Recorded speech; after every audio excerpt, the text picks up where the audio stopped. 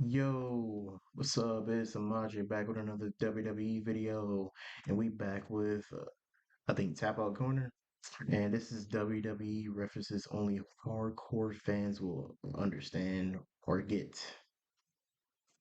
Anyway, let's get to the video. WWE usually doesn't acknowledge other wrestling companies, especially their competitors. They did make a few references and take a few shots at AEW in 2024. Cody Rhodes borrowed a line his wife used while in AEW. Who the hell told you tonight was open mic night, bitch? As his music hit and he strolled I out remember here, that I was moment thinking always. about somebody I know, somebody who happens to be from Detroit, and what would they say? And I think it went a little something like this.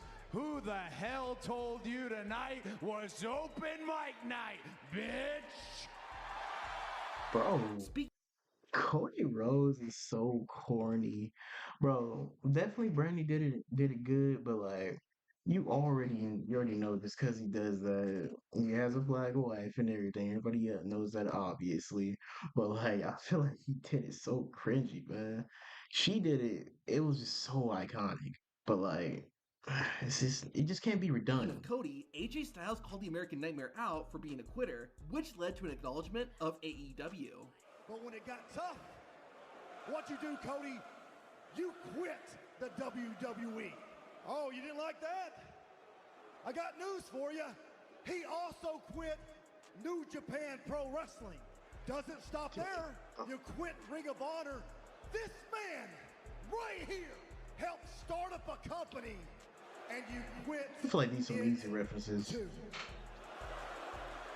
Cody Rhodes wasn't the only person who left AEW for WWE though. CM Punk shocked the world in 2023 when he left All Elite Wrestling and returned to One WWE. of the most A few months iconic later, moments Punk and of Cody found last themselves year. in the ring together, during which Punk made this comment. Because I can separate business from personal. Can you?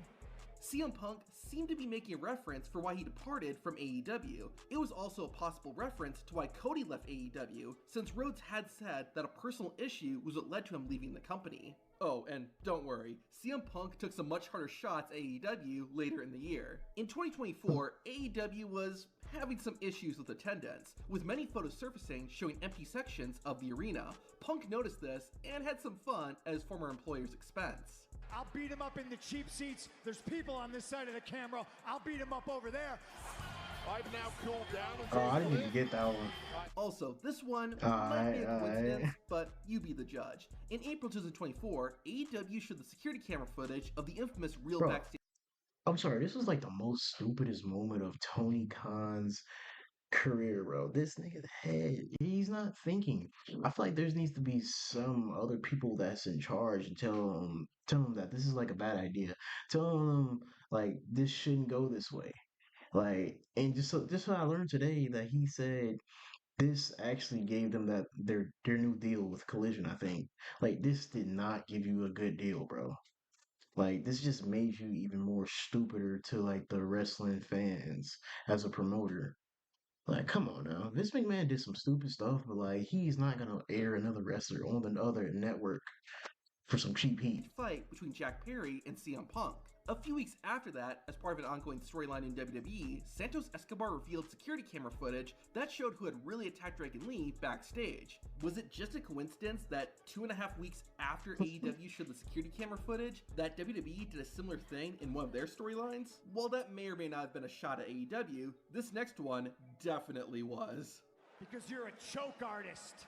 Not like how I'm a choke artist, Pat. Two very different things. Guillotine, Long-term storylines Bro. is something that WWE Okay. and wrestling in general have I struggled kinda got with. that one. I've However, seen that. WWE made great improvements with that in 2024. In fact, a lot of fans missed out on these subtle clues. For example, in April 2024, when Dominic Mysterio and Rhea Ripley were still a couple, Dom and Liv Morgan were seen leaving separately from the same room, while Jey Uso was doing an interview. This didn't mean anything at the time, but several seen months this all over later, social Dominic media. would betray Ripley and reveal he was in a relationship with Liv Morgan. However, what we all really want to know is what were Liv and Dominic doing in that room together? They were doing it, nothing. I don't think that I can really elaborate on that any further. But whatever you thought.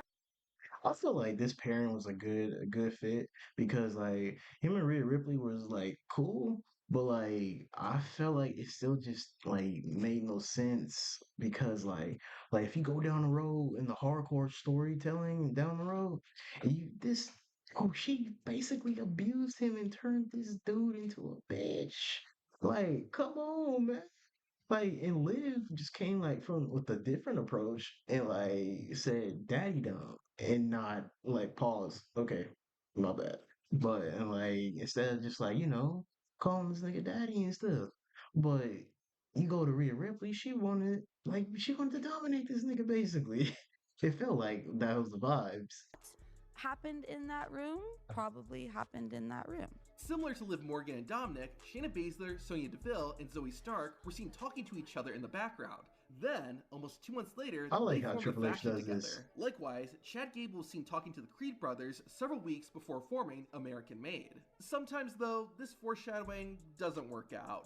Weeks before WrestleMania 40, Bro, The hit him Rock with a beat trash Cody Rhodes can. outside the arena in the rain. In the background was a production truck with pictures of John Cena and Stone Cold Steve Austin on the trailer. This was meant to tease John Cena and Stone Cold's involvement in the WrestleMania 40 main event between Roman Reigns and Cody Rhodes. While John These Cena little would hands be appear, running deep. WWE was not able to make a deal with Steve Austin, so instead, The Undertaker took his spot. Still such an iconic moment. Cena Undertaker at any pace. Holy Christ!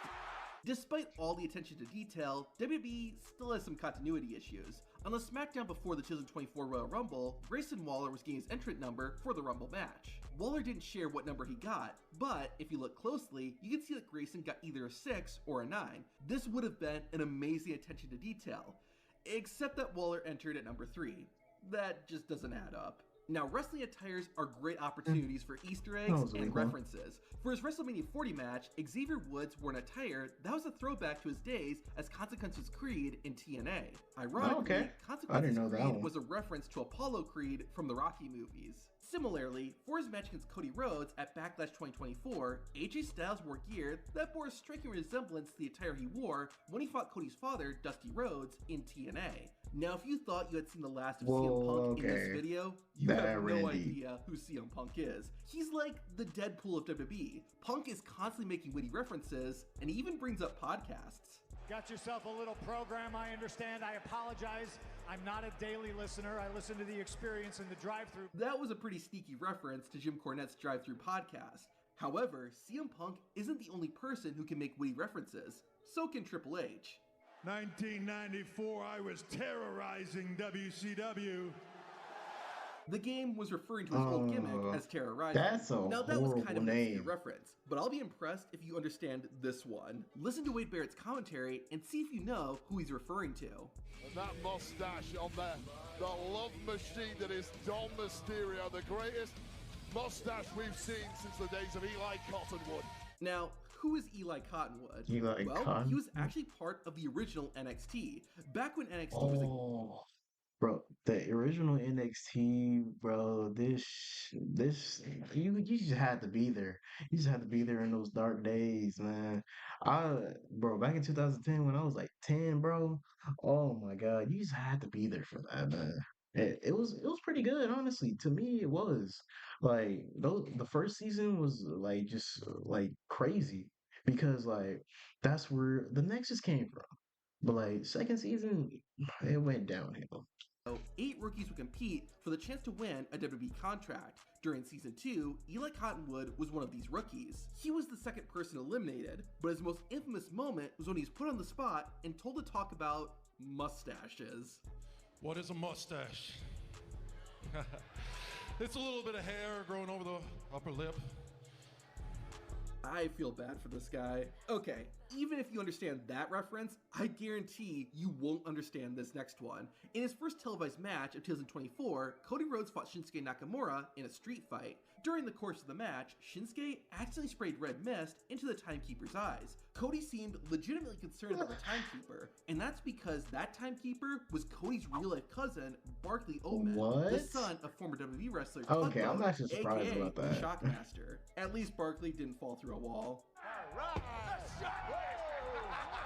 I Okay, In 2003, that is Undertaker was giving crazy. people the last We ride ain't gotta like do no one's that. Do it like business. that. However, the most memorable one had to be to Nunzio, who made the sign of the cross before being slammed down onto the canvas. Well, 21 years later, Nunzio returned to WWE. He challenged for the NXT North American Championship, but unfortunately, things didn't go Nunzio's way. Before saying goodnight though, Nunzio once again made the sign of the cross.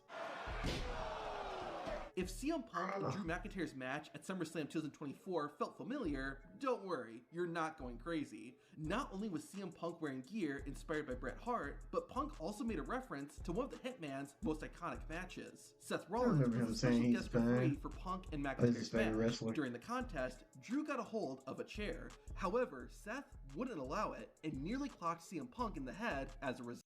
I'm not gonna lie. The first part, I mean, I love this feud between CM Punk and Drew McIntyre, but I just don't like why they were feuding over a little bracelet. I guess Triple H. Come on, man. This was a throwback to Bret Hart vs. The Undertaker at SummerSlam 1997. Shawn Michaels was the guest referee for that match, and likewise got a hold of a chair while confronting Bret Hart. Unfortunately for Taker, Shawn's chair shot connected. This Oh, wasn't the only Bret Hart match Drew that McIntyre and had CM to Punk hurt. took inspiration from. They also borrowed from Hart's famous match against Stone Cold Steve Austin at WrestleMania 13. This included the ring bell spot, as well as the iconic Okay, I know sharpshooter about this spot one. where Stone Cold was in pure agony with blood covering his face. Come to think of it, CM Punk That was a match of the iconic role reversal. I mean, like Stone Cold became a face, Bret became Bret became a heel, bro. That was a copied fire a one. lot of people's homework in 2024, including his own. Do I have everybody's attention now? And realizing that his arms were just too short to Box with God. In this ring, on this microphone, even in commentary, nobody can touch me. No wonder CM Punk was so good on the mic. He only had to learn half a script. Such an Although, iconic I ass shouldn't single out reference. Punk. The Rock also reused Still my material favorite in return. 2024. Well, Rocky might be as a lot of things, but sucks isn't one of them. The Rock is a lot of things, Philadelphia, but sucks isn't one of them. Do you really want to boo the Yo, The Rock when he came back last year. I mean, well, no, this year. Not last year. This year, bro, he was running rampant, bro. I'm glad Cody got to finish his story, and I'm like glad that he came back, bro. But like, and he became like owner of the board of directors, bro. Like, it came back cussing on like television, national television, bro. Bro, bro, that moment was too great when he was beating Cody's ass. Are you sure you want to boo The Rock? Many In 2012, references. R-Truth gave us this iconic and meme-worthy line. I don't even know if that's PG. Then, 12 years later, Truth brought it back. Don't worry, I never hesitate. I adjudicate. Adjudicate what? In the workplace? I don't even know if that's PG. During LA Knight and Logan Paul's feud Hey, in R-Truth's 2024, such a Paul national said treasure. this to LA. I chase you all around the damn world just to get you to sign this contract. Oh my and God, still- listen to yourself, Sean. Nope, Logan Paul didn't get LA Knight mixed up with Shawn Michaels. LA Knight's real name is actually Shawn. Now here's one reference that only wrestling insiders will understand. While on commentary, Michael Cole said this. You better sit down, Pat. Now you're right. Didn't get that LA Knight one though. You Okay. may end up in the local medical facility. When Vince McMahon was in charge of WWE, he famously had a list of words they didn't want anyone to say on TV. One of those words was hospital. Instead, commentators were told to say local medical facility. Now that McMahon is gone, hospital is no longer a banned word. But Cole decided to go old school Good, with the man. local medical facility reference. While that was fine, Michael Cole and I didn't especially get that Pat one. McAfee I said didn't some get that very one right. non-PG things in 2024. To hear that, watch the video on screen. All right, bro. Hey, if y'all want to see more of this type of content, and just like and subscribe. But it was plenty of stuff that I didn't even really know. Man, I was like pretty much informed about this. But like, shoot, if y'all enjoyed that, leave a like and subscribe. If y'all want to see more videos like this, comment down below. But all right, catch y'all in the next one.